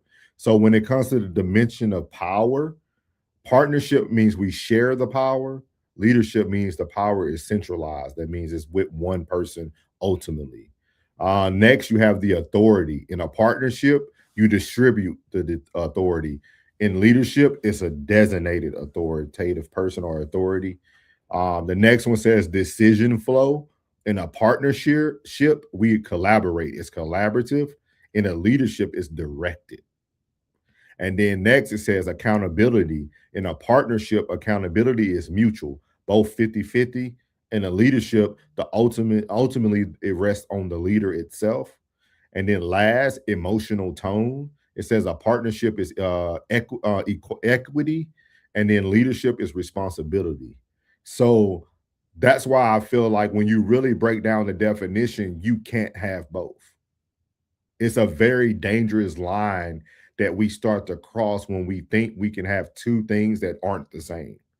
We can't be partners and share power, but then you telling me I'm a leader, but I'm supposed to have the centralized power. Like I'm the designated authority if I'm the leader. So I think more people want partnership. That's just my opinion after reading that. I think people want partnerships. we might look at, we want women, I'm gonna say women, most women, not all guys, most women want partnership, but want everything to fall on the man as if he's the leader. It's literally, I'll share the screen too so that people can see what I'm saying, because I don't want people to think I'm just making up stuff for the world to relate here. So like this is right here. So like this is literally the flow of partnership versus leadership. So I would say it's very difficult to have both. Because if the woman really wants the man to literally take on, because this is what you're really asking, right? As a wife or a partner, you want your husband to have the take on the responsibility. You want ultimately things to rest on him as him being the leader. You said earlier you would like him to direct and kind of be, hey, let's get this done, let's do this. He is the centralized power. I think it's a real, I think Lisa was right. I think you were right. Communication is what has to happen. But I think more relationships need to break down these two roles first to dictate what do we really want our home to look like. Because leadership to me reads gender roles. Partnership reads modern dating.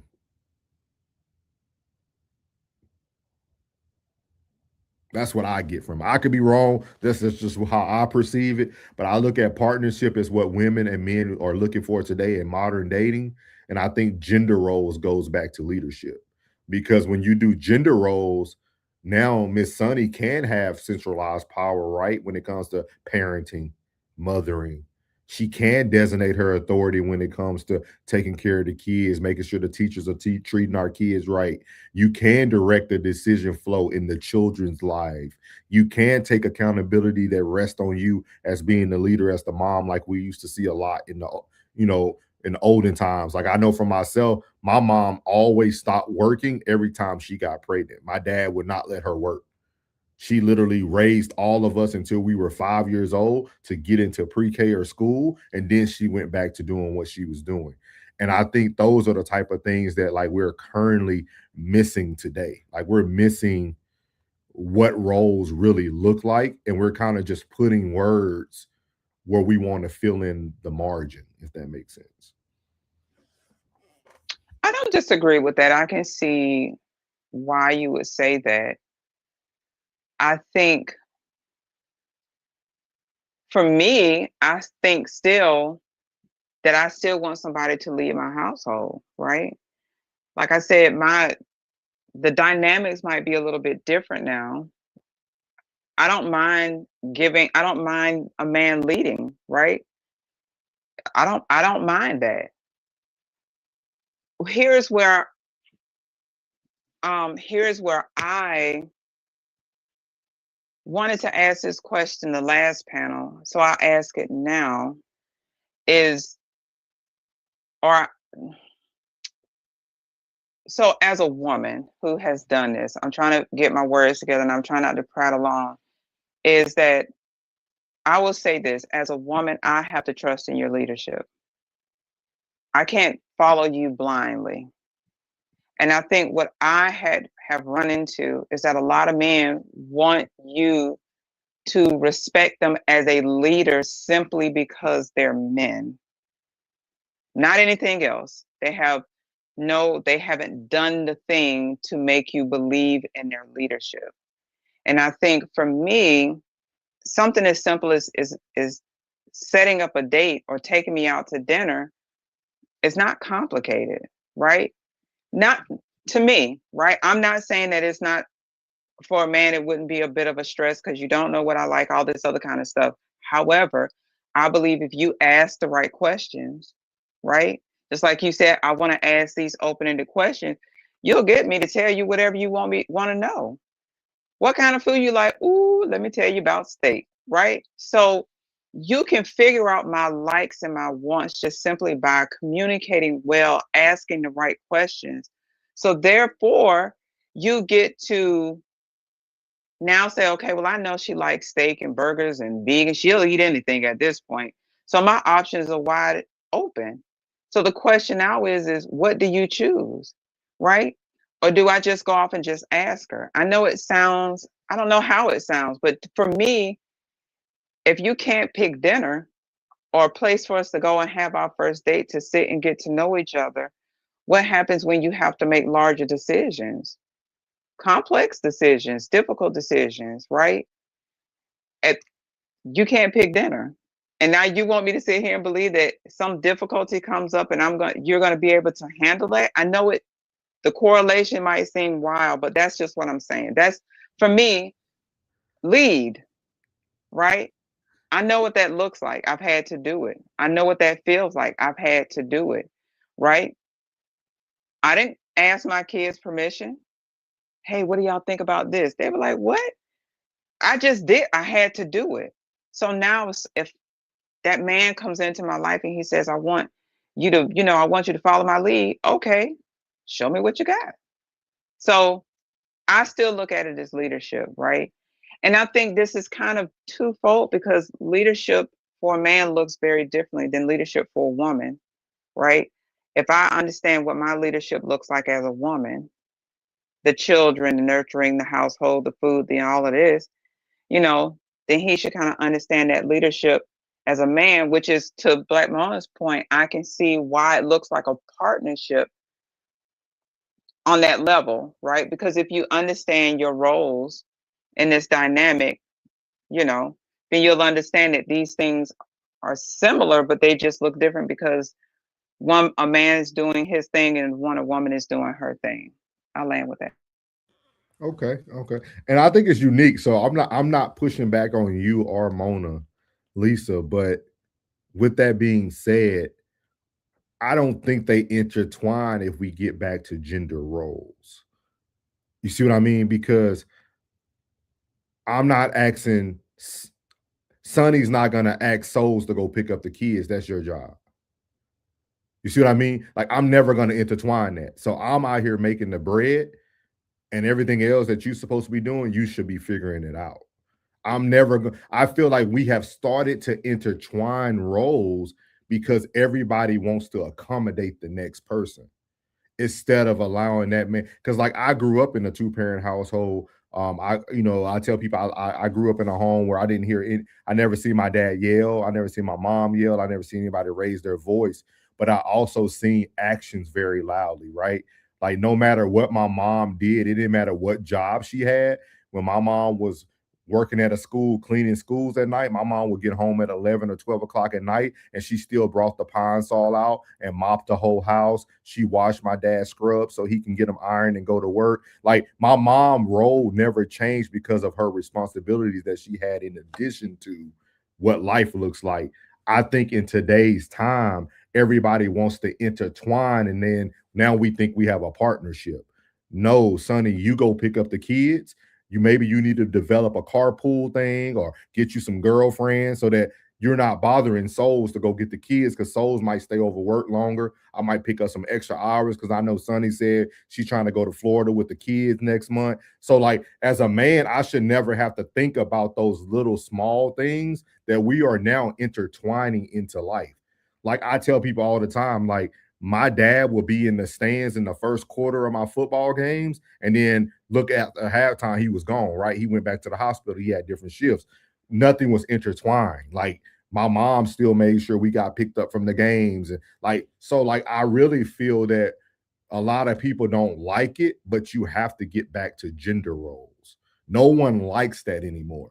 If you want to be an independent woman and still work and have your career, just know that once you get children, you're going to have to add them into the equation, and women can do it because you can do it when you're single. So why not do it when you're married? Because women, you guys are superwoman when you're single. And then you get a man and you think the man should now intertwine with the responsibilities of what's supposed to go on. And like, I'm telling you, this is just how I grew up. Like, literally, like, if you go to my family right now in Louisiana, my grandmother and them will look at you like you're crazy if a man is making his own plate. Like, men don't move in our family. Like, the men sit down. You know what I mean? It's a woman serving everybody. Uncle Plug got to go visit my family in Louisiana. He's seen it. The men sit down. The men, because the men already did their job. They barbecued for the holiday. They did all the man stuff. And now the women need to prepare everything else. Like the men ain't doing nothing else. You know what I mean? And then when you get kids, as they get older, they now can intertwine and help mom out a little bit more, right? Taking the trash out, putting the trash out in front of the house, like those type of things. I just feel that we don't like how it sounds. It sounds very sexist to people. But I grew up in a home where it was very successful. You got it, Miss Sunny. Oh, sorry. It was a little bit of a delay. Yeah, you're right. I don't disagree with you on that. It does sound very sexist. It does sound very, oh my God. Oh, what do you mean he has to do this? And let me tell you something, as a single parent, I was no superwoman, right? And I've stated this in the last panel. It is not a glorious thing, right? I'm not gonna sit here and glorify my singledom and parenthood. As a woman, I am functioning, doing what I had to do. I'm completely functioning outside of what nature dictated I should be. I should not have been heading my household. I should not have been the run, going to work, going to school, doing all of this stuff, because what I realize is that you're going to compromise something. And part of what I had to compromise was being able to actually raise and nurture my children fully, right? You have to compromise something. I didn't get to rest in my femininity. I had to be the man. I had to go out and work. I had to go out and deal with these things. I had to take the car to the shop when it was broke. I had to go, you know what I mean? There was no man. When I say I was single, it is not a figurative thing. It was literal. Okay. I went out and worked 2 jobs. I was in school full time. I had to do all of that stuff. I had to work when I had to provide all of these things. You don't get to rest on your laurels and say, oh, I want to take a break. No, when I took a break, it was exhausted in my room, drinking Red Bulls at night, trying to get through a paper, and then crime.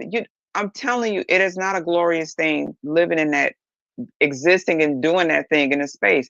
It is not glorious, right? I don't know. I wasn't superwoman. My sons thought I was. They never missed a meal, never had a light cut off. Now, I did have homelessness twice with my children. That never happened again. But I'm telling you something. It is not if we were meant to do it by ourselves, we would have made them by ourselves. We would all be asexual. We wouldn't have this problem. Because you created it by yourself, you can do it by yourself, right? I didn't make these babies by myself. So therefore, God clearly intended for us to do this together. We can't make them by ourselves, so he clearly intended for us to do that. I just wanted to point that out. But no. Leadership in a household is important for me. Even at this point in my life, that's important for me, right? Because I want to have a space to cook and clean and do all of these things that people are like, why are you doing all of that? I love to cook. I'm not, Chef Boyardee, but I can make it happen, right? Ain't nobody died from my cooking. But there are just things I want to continue to be able to create a space in my home that when my man comes home, there is a cooked meal. It's clean. It smells good. Hey, baby, your video game up. I want to be able to do that. Why? Because he has spent his entire day, and God knows what that looked like and what that felt like and what that experience was like for him, so that he can come home and be at peace, right? And if he don't want to be bothered with me for 15 minutes, I'm going to give him that space. I want to be able to do that. I want to create the peace the world will not give him, right? So I get in modern age, it's a partnership, right? Oh, well, my wife got to work. I got to go work. We'll partner off and do these things. And I feel like if that's what works for you, that's what works. But I feel like if you're asking for a man to step into leadership positions, you have to allow him to be that. He needs to take that on without hesitation, right? And take the good, with the bad of that, with being a leader. But I also wanted to say too, kind of going back, the thing that I learned, the biggest thing that I learned in all of this was accountability, right? Accountability for the things I did. It doesn't take away the harm that other people in the relationships that I had over time did to me. But I also just had to learn that I was still responsible. I accepted a poor behavior. So therefore, that's on me, right? He showed me that he was gonna pinch me in the morning if I did a thing, right? And I stayed it, but I kept letting him pinch me. And I can't get mad at him because he pinched me. I stayed and let him pinch me. I didn't create that boundary. So I just kind of wanted to say that, as well as that, out of all of this, out of everything that I went through, I learned about accountability, right? I learned that just because I did a thing wrong doesn't make me always wrong, right? That moment was wrong, but I learned from it. I changed the behavior and I moved forward. And I think that was just one of the things to understand in all of this. I'm hushing. No, you're fine, Miss Sonny. And I want to answer Lisa. So Lisa said, what is marriage if you're not working together? So I think the best way to answer this question is to give examples, because I think sometimes when we try to answer, maybe it doesn't make sense. But the way I would answer this is a sports analogy, right? When the defense is on the field, the defense is playing defense. They're not playing offense at the same time. But the defense still works in conjunction with the team to win, because they have to stop, get the ball back for the offense. It's the same thing in gender roles. Working together doesn't mean that you have to intertwine responsibilities. And I think that's what people are getting these words misconstrued in this modern day of marriage and relationships. And no, we can still work together, but that doesn't mean I need to take on your responsibility. We're not asking the quarterback to go out there and kick the ball through the uprights. We got a field goal kicker to do that. They don't cross responsibilities, but they still work together to get a W and get a win. It's the same thing with marriage. I don't know why we started to overcomplicate life because we put the word marriage in it.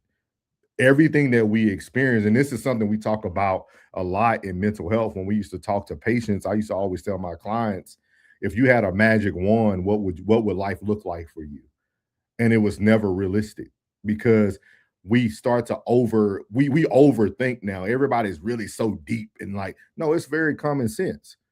I'm on the field playing defense, and my goal is to get the ball back for the offense, but they don't intertwine. They're never on the field at the same time. You never seen that in life. You never seen the defense and offense running together at the same time on the field in a football game. It's like that in basketball, right? You go from offense to defense. You can't play offense and defense in basketball at the same time. So I don't understand why we get to the marriage and think that this is so complex.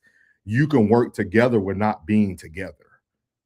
That's where the gender roles come in. If Sonny knows every day she needs to be off whatever job she chooses, she knows she needs to be off by 2:30, and that man is leading by making sure that he's making enough money that Sonny can work that part-time job just to keep herself busy, but she got to be off at 2:30 to go get them kids, we're working together. I'm just not going to get the kids. Why should I have to stop with her? And I think that's another thing, because my mom was very intelligent. My mom was very talented. She was very artistic. She could draw, everything. My mom left all her gifts behind to be a mother. And that's what life looks like when you get married. When you allow a man to truly lead, you will see it. Like, everybody in the RSC got to meet my father. He came to Chicago for our first live show. So my dad talks about this stuff. My dad is very, very old school, very, very old school. And it's one of those things that he led by example. You know what I mean? That means he got to work a few more hours so that my mom didn't have to go to work while she was raising me, the baby son, until I was 5, right? That's 5 years that my dad had to work more overtime. We seen him less, but they worked together so that my mom didn't have to worry about the stressors of, are we still going to be able to maintain the life we wanted? My dad tells everybody, the only reason I bought a house because your mama wanted a house. My dad did whatever she wanted. He provided whatever she wanted, what her hearts could desire. but they had to still work together, but they didn't intertwine responsibilities. It just never happened. So it's just one of those things that like, and I know we finna start getting these, like, I don't think it's just about marriage though. Like, and these are the things that, like, I think this is what makes life very difficult for men, is because it doesn't matter even if we give you a, how can I lead if I gave you a correct answer and it's still not good enough? What if Sonny is sick and she can't go get the kids because she's not capable? Sonny got her friend group. Sonny has a backup plan. What if her husband was working out of state? Sonny would have a backup plan. Like, women are, and this is me almost saying, I think women don't give other women enough roses. Like, I think women are very intelligent. I think women know exactly how to make a backup plan. I don't think women are sitting around thinking that plan A is always going to be plan A. That just means that doesn't mean that it has to entertain me.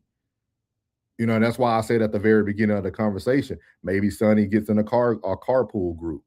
Maybe she gets a good set of friends that all our kids go to the same school. So if I'm sick, now I'm making the call in the morning. Sonny's making the call in the morning to let Cassandra know, hey, girl, can you come get my kids? I'm not feeling well today. Because that's what real communication looks like, right? We have lost the whole concept of what it takes a village to raise a child. We lost that concept too. Like, we're only focusing on the relationship, but we also have lost the whole picture of what community looks like. And that's really the issue too. Like, the community has broken down in the midst of the family home breaking down. Because I know there was millions of times that my mom took me and my friends all to school if we missed the bus.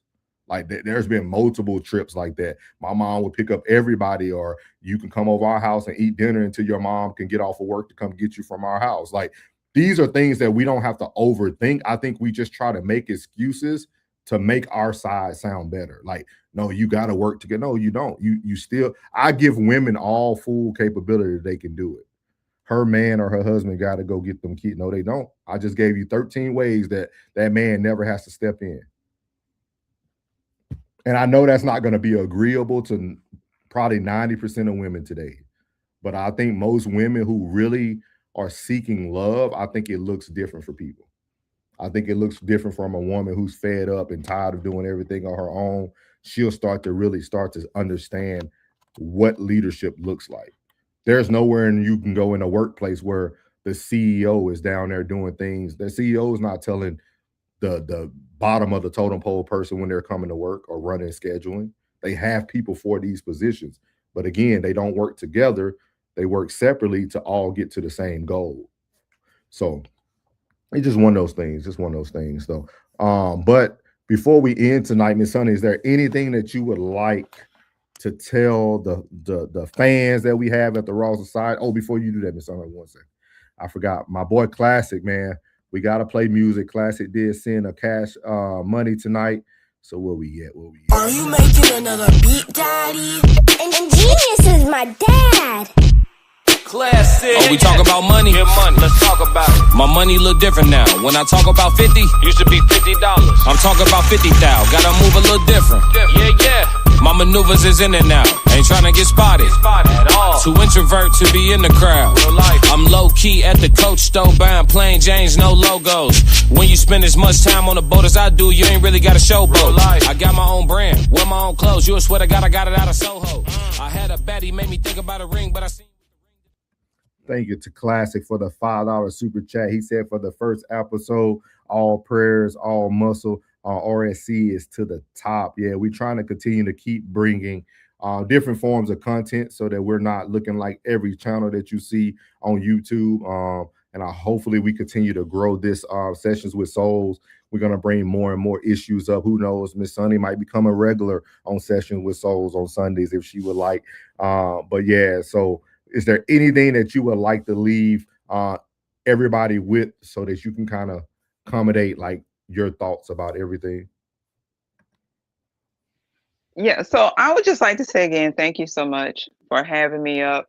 And the thing that I would like to always stress people, especially when it comes to relationships, always is and especially your romantic relationships. I think relationships in general operate in kind of function on the same wavelength. You just function different. Anyway, I'm not even gonna get into all of that.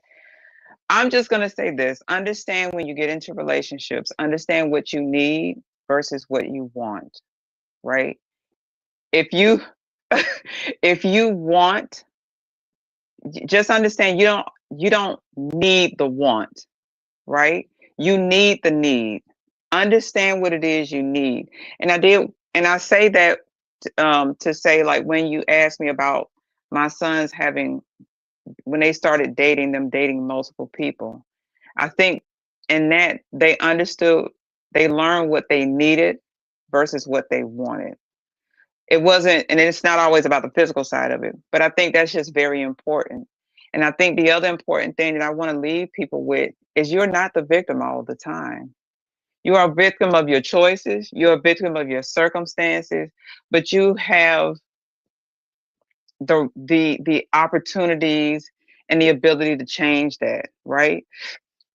Just understand you have to be responsible for what happens to you, no matter how egregious it is. It doesn't take away the thing that happened to you that harmed you physically, mentally, emotionally, or spiritually, or even financially. You just have to understand what you did that took you to that place, and then you just have to do differently, right? Words is cheap. Actions speak volumes. So if you want something in life, you have to change the things you're doing versus just talking about them. And now I'll land with that. Well, thank you so much. Thank you so much, Miss Sunny. I'm going to play the outtake of what Sessions with Souls is all about, and then we're going to close out tonight. I appreciate all you guys. Lisa said, Sunny, thank you for sharing. We definitely appreciate it.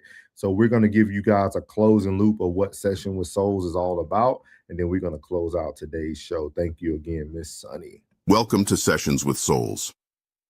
This is the space where we take content from emotional triage to critical diagnosis, where we slow things down, examine the symptoms, challenge the narratives, and unpack what's really being said and why it's being received the way it is.